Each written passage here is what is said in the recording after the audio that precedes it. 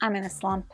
And you might be thinking, how the heck is that possible? You are quite literally surrounded by mountains of board games. And yet I'm struggling to pick one up and learn it and play it for fun. So, what do? I'm slumping. I'm in a slump. I'm in a slump. I'm afraid that the Tower Board Games is going to fall on me and crush me. So, let's figure this out.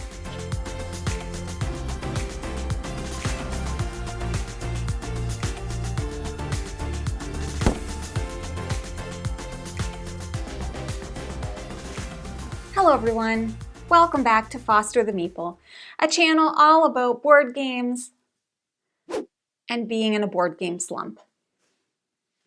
Let's talk about it. So I think I've actually mentioned this in a couple of videos, just kind of like offhandedly, very casually, that I feel like I, and by extension, Jeff, we're in a gaming slump. And you're probably wondering, okay, well, first of all, what does that mean? Does that mean that you don't like board games anymore? Are you done playing board games? And basically, what does it mean? And what am I going to do about it? That's what this video is about. And it's also hopefully some helpful tips to help you get out of a board game slump if you find yourself in this predicament. So, board game slump, very similar to a reading slump, which I'm sure that you've heard of before, but every time that we're like, yeah, we're gonna play games tonight, and we pick out a game, and then 5 o'clock, 6 o'clock rolls around, and we are sitting on the couch, and we look at each other, and we're like, I don't really feel like playing. I just don't feel like playing games as much as obviously I have for many, many years. And I think there's a few reasons why that is. Number one, because we play so many games that it's natural to kind of like hit a wall at some point when you just maybe need a little bit of a break. We also, for the last 3 years, have been making content about games, which means a lot of the games that we play are because we have to make content about them, and then it obviously becomes, I don't want to say a chore because this is like literally the best job ever, but it's almost like, oh, well, yeah, well, we have to play that one instead of actually getting to play maybe games that we really want to play because we really enjoy playing older games or revisiting games that we haven't played in a while, like something like Hallertau as an example. The first thing that comes to my mind, we haven't played it in years and I really want to play it again, but we just don't have time because we have to prioritize content games so often.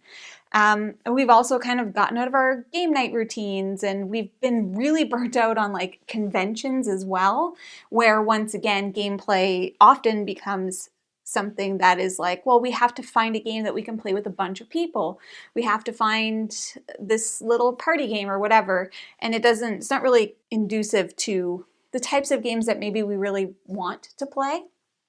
Those are just a few things, and maybe just in general, I personally have been extremely burnt out. Like last year, toasted me. I was put in the oven to be toasted, and then somebody left me in there. I'm like a twice baked potato. That's how burnt out I am. It's just kind of a natural thing, and it's going to happen. It happens to lots of people, especially people who do this, play games basically as a job for a living. It's not that I don't want to play board games. We're still playing board games, but it's just not to the same extent as we used to. And the excitement level has been a little bit lower lately. So that's kind of where my slump is. So what I wanted to do today is, well, talk about it. Like I said, I literally have a board game in front of me. So let's move that out of the way. I wanted to talk about it, and I wanted to maybe talk about the things that I'm going to try to do, but also give you some tips on what you can do if you too are in a board game slump. Because I know I'm not the only one. I can't be the only one. So let's get into it. These are going to be things that I myself am trying to do in order to de-slumpify my life. And I just thought some good suggestions. So the very first thing that I have on my list is to maybe try a different genre of game. So what I find is that because we play so many games, we play a bunch of different games, but there are certain types of games that I generally just don't have the time to play, but when I do, it gets me really excited. One of those types of games for me personally is wargaming. And one game recently that got me really excited was Siberian Manhunt, because that is like a hidden movement wargame. We don't play as much of that genre as I would like. But one thing that I'm really excited about is that we're going to be going to Circle DC, which is a wargaming convention in March, where that's going to be the focus. And it's a totally different genre than what we typically get to play on a regular basis, because a lot of war games take a long time to play. I'm talking like 3 to 7+ hours, depending on the game. And it also takes a certain kind of play group. So Jeff and I don't have a ton of like 2-player war games that we can play. Even something like Root, as an example, just doesn't really play great at 2. So going to a wargaming convention where like I just know that that is going to like get us amped up again. So that's the different genre that I kind of want to get more into and back into. So for you, it might be you've been playing nothing but like heavy Euro games. Maybe you need to try like a light card game or a party game or something, just to like change it up and try and find a different kind of game that might get you excited. Like the first time that I played, viticulture with worker placement, I was like, this is amazing. I get to put my little deuter out on the board. So fun, so fun. So just try and find something maybe different. The next thing is to revisit a comfort game. Like I mentioned earlier, because by the nature of what we do, we don't get to go back to some of our favorite games. Now, I get to play Final Girl all the time, which is awesome, but I'm talking more so about other games that I love that we just don't get to the table, like Hallertau, like I mentioned before. Not that that's a comfort game, but something like the Isle of Cats. I haven't gotten the Isle of Cats physically to the table in years. That is a comfort game for me because it's one of the first games that I played. It's one of the first games that got me into the hobby. Maybe it's just like something like Patchwork, or something like, I'm just trying to think, like maybe for Jeff, maybe it's Agricola.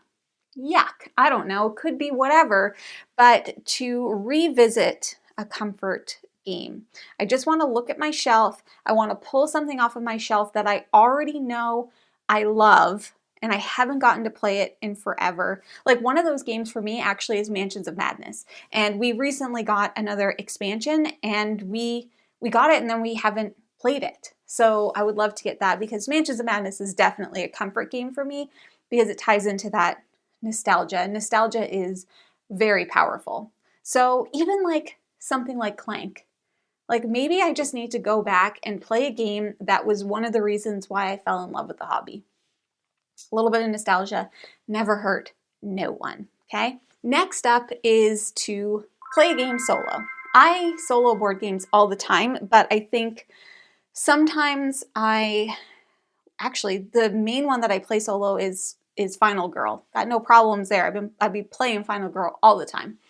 But I decided that I'm going to start streaming every other Wednesday just to get through some solo games that I've really wanted to play, or games I've really wanted to play solo and haven't had a chance to yet. So this video is, the stream that I'm going to do is before this video is going to come out, but like Fromage. Fromage is one of my favorite games. I freaking love that game. I still haven't played it solo. And so I'm going to stream Fromage solo. And I find that for me, now this isn't going to be for everybody, but streaming for me, it almost makes it feel a little bit more exciting because I'm interacting with people and they're excited about the game I'm playing and I'm having a good time. So for me, playing solo, it's just like, look at all of the games that you've wanted to try solo for so long and you just haven't. And so I want to play solo. And then that way I don't have to rely on anybody else. I can set it up. I can play at my own pace. I can, chat with the live stream. I could play without a live stream, whatever it is. But I think playing solo is going to be a good one for me. Next up is changing your gaming environment. So this is for me as simple as setting up a game on that fun table that everybody loved during the cozy gaming video. I love playing games out there, like just like a little solo game. You just fold it up, you're sitting on a sofa, you can have the TV playing, whatever you like. Maybe you want to go to a game cafe, maybe you want to go to a regular cafe, maybe you want to go to a friend's house to play a game. Just change up the scenery, because I think one thing for us is when we play games like here in the studio is very much like it's a recording studio. You can very much tell that that's what it is. And so you're playing games here and it almost feels like, oh, I'm still working. So that's why when we do like review-a-paloozas and stuff, we try to do it at home because it's just a little bit more comfy and different. But I think changing up your environment, just, it can help maybe a little bit. The next one I think is really good for me in particular, but that is introducing someone into the hobby. Now, most of the people that I know are already in the hobby, so it becomes a little bit more difficult. But I do think this is a really good one, because anytime that I talk to or I meet someone that is just getting into the hobby and they have all of that excitement that we had when we first started, like that is really invigorating to be like, yeah, board games are fun. They are super cool. And I also want to be as excited as you are about them. And I find that introducing someone new into the hobby can do that. It's almost like it's reminding you of why you are doing this and why you got into this hobby in the first place. So I think that could be really good. Another one is to join a game night or a meetup. Now, for me personally, locally, my brother actually runs a game night at Michelin, which is I know you're like, the tire plant. Yes, Michelin has like a great little social club and all of that stuff. And my brother started a board game club and they meet every Tuesday. I have only gone one time, and that one time that I went, I had a great time. It's just a bunch of people there, some who have been in the hobby a long time, some who have been in for a couple of years, and some who are literally brand new, experiencing games for the first night. And you get to meet new people. I like to introduce games and I get new games introduced to me of all different types. So I think for me, maybe trying to commit to go to that game night like once a month, I think would be a really good thing to help me get out of my little slumpy slough. Next one is to set a challenge for yourself. So that could be anything from like 10 by 10, the alphabet challenge, like whatever it might be. For me, one of them that I've set this year, if you watch the board game journal video, is I want to play 10 games from 10 of my favorite YouTube friends, basically, because a lot of them, their favorite games, either they're games that I love that I haven't played in forever, or they're games that I've never played. Like as an example, Nick Murphy from the Brothers Murph, his favorite game is the Prodigals Club, which is a game I love, and it's like, yes, perfect, an excuse to play a game that I already love that might be a little bit harder to get to the table. And just a sidebar, if you haven't watched Nick's video about the Prodigals Club, please go do it, because it's amazing and you will immediately want to play the game after watching that video. Just do it. Next one is pretty simple. Just take a break. Like, try to not even think about it. Now, this one for me is really hard because I have to learn and play games as part of what I do now for a living, both for myself, for BGG, for Van Ryder, and the streaming stuff that I do. So me taking a break might look different than somebody else taking a break, but just step away for just a little bit. Maybe just I go for a week and I don't play any games.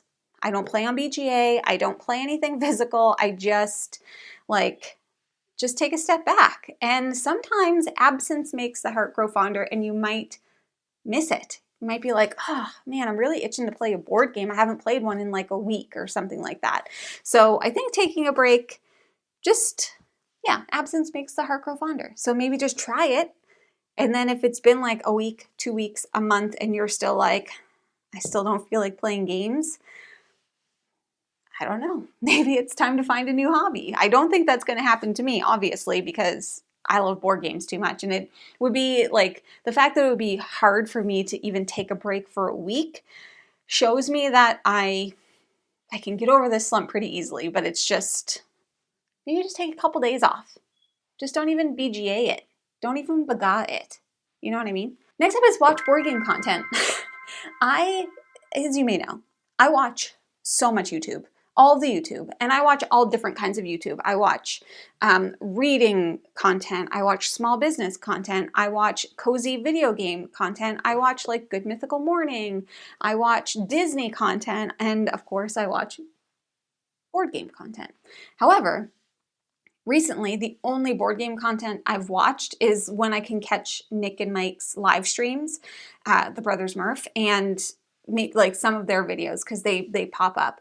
I haven't been watching like any other board game content, which is bananas. So I think that for me is also a way to reignite like, yeah, like these are the hot new games. I really want to try those. Or this person's talking about this game that looks really interesting. And so maybe I need to just kind of like switch up my YouTube algorithm and put myself back into the board game content sphere because I've taken a step back from watching it because I don't know about you guys, but there's so many people making content. It becomes a little bit overwhelming. Obviously, I make content in the board game space, but I think that like it's just new games, new games, new games. This game is awesome. This game is awesome. People who say games are awesome are terrible. You shouldn't, like, I'm not going to lie to you. Sometimes there's a little bit of drama within the board game world that I'm just like, this is nonsense. Like, I'm not going to get into it. Sometimes I just need to disconnect from the nonsense, but there's so much amazing things and so many amazing people that are making content that I miss watching, and I think I just need to start getting back to that. This one is a little bit less so for me, but I just want to like throw it out to everybody because I think this is what has been keeping me going, and that's playing games digitally. There's people who will like write comments or say things like, oh, you play games on Board Game Arena or digitally, you're not really playing a board game. And it's like, yes, you are. Most of my friends, in fact, 98% of my friends do not live near me. And so playing board games with them, the only way I can do that is either at a convention or over BGA. I love BGA. It's what's keeping me hanging on. And there's like a bajillion games on there now that you can play. So if you're in a slump, maybe just try going on BGA and finding something that you love. And if you're like, I don't have anybody to play BGA with, well, join our Discord because there's a billion people. There's not a billion people in there. That would be crazy. That would be so hard. That's overwhelming even to think about. There's so many people in there, though, who are constantly playing BGA. So you can find someone, invite them to a game, and kind of like dip your toes back in the water. That one's not an issue for me. I play so much BGA. This next one I think is kind of interesting, but it's to gamify your collection. Now, for those that don't know, because we haven't done a collection tour or a haul or a reorganized video in forever because we're still waiting on our board game shelves to come to the studio, but we have nearly like 1,500 games in our collection, which becomes, how do you say, overwhelming. That might also be a part. I was just overwhelmed by choice, honestly. But this, I think, is kind of fun. So you can organize a game night and randomize your next play with the wheel, or like Jeff's got this like spinny wheel app, or you can like pull a neat game out of the hat. I have our games listed in a collection on Airtable. Maybe I just pick a random number and that number is the game that we play. Instead, I just find like it can become really overwhelming. And maybe this is part of why we're in a slump. But when we are like, what should we play? And then we look at like 1,000 board games and you're suddenly like, I don't know what to play. I don't know what to play. I don't know what to do. It's overwhelming. And so gamifying it a little bit could be helpful. I know I keep talking about Nick and Mike, brothers from another mother, but they have like their board game collection like in a bubblegum machine, and that's a way to do it. But I just think trying to think of a different way to choose the board games that you play so you're not like I am overwhelmed by choice, and just to make it like brainless, be like, okay, well, I'm going to play this game because that's the number that I've pulled. Another thing, this is something that I'm going to be doing soon once our new shelves come in. We have 18 feet by 8 feet worth of shelves coming, and then 4 other shelves for our podcast room for our board games to finally have a home. At the beginning of the video, you saw me sitting in a cave of board games. That's where our board games currently live. And it's really sad.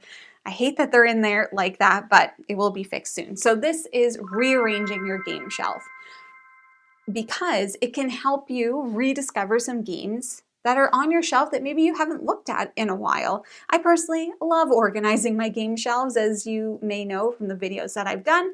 And so this is something that I'm very much so looking forward to because I don't exactly know how I'm going to organize things, but I kind of want to do it in the way that I've done it before, where it's literally our unplayed games and then our played games. And then I can start like moving things over. Because that is also a very satisfying activity for me when I can remove games from my shelf of shame. The next one, I only have 2 more. The next one is host a cozy, no pressure game night. Have a couple of friends over, have some snacks, pull out a game that you already know how to play. So you're not like, oh, I've got people coming over and I have to learn how to play this 7-player 5-hour game and I'm really stressed. Don't do that. Just pull out something that you already know, that you love. Let everybody know like, hey, we're just going to play a couple chill games. If you don't feel like playing, you don't have to play. Maybe you could set up a couple of games or do whatever. But just bringing people in beyond you and maybe your partner or whoever your primary gaming partner is. Like, this weekend, this Saturday, Jeff and I are having Tristan and my brother Zach over to play some games. We used to do, like, you guys know, you've seen board game weekends. We used to do board game weekends, and we used to do like a monthly game day with our friends. They would come over and we'd pick games and we would do all of these things. We haven't done that in forever because of all the freaking travel that we do. And tonight, Matt's coming over to play some games. And I'm so excited because I pulled out Fromage because he's not played Fromage and I'm excited to show it to him. But yeah, I think just hosting a little game night could be helpful. Last but not least, don't force it. I think like when Jeff and I were kind of in the depths of our game slump, we had set up a game and we're like, well, we haven't played a game forever. Like we need to play a game. So we set up a game that we do love. And we sat there and we were just like almost just annoyed that we had to play. Because who's making us play? Nobody's making us play, but we were like, ugh. And we didn't finish the game. We were just like looked at each other and we're like, are you feeling this right now? And we're like, nah. So we just stopped playing. And I think that's really important to just don't force yourself. Like, I really do believe that if you're in a slump of any kind, reading slump, gaming slump, it will come back to you when you're ready. For anybody that doesn't know, before Jeff and I had this channel, we had a reading channel. And one of the things that would happen over there, because reading is can be a little bit more involved than playing a board game, because like it take forever to read a book for some people. And if you get into a reading slump, you can get like so far behind on everything. Whereas with board games, you could be like, oh, well, I can always play like Flip 7 or something like that. But like my reading slump stretched out for years. And I didn't like, I think maybe last year I read like a book. The year before, maybe like a couple of books. I can't remember. But like in comparison, I used to read almost 100 books a year.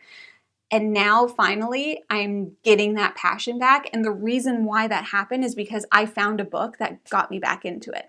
So I think you just need to find a game that gets you back into it or try some of these different things. But I do believe that the love for the hobby will always come back if it's something that you love. You just don't force it. You just need to give it some time. I just felt like making a video about this because I'm just hopeful that I'm not alone in a gaming slump.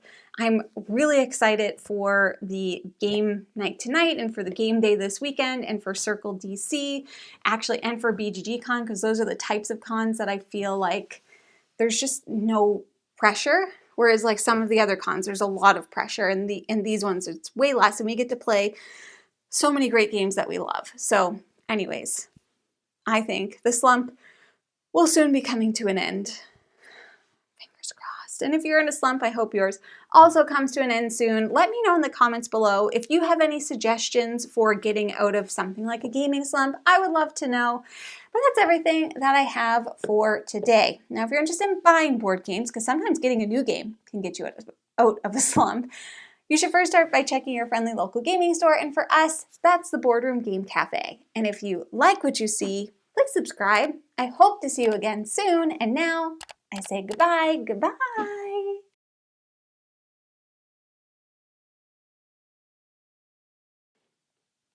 Hello, everyone. Welcome back to Foster the Meeple, a channel all about being in the wrong place. I've slumped. I've slumped. I've slumped and I can't get up. I'm slumping.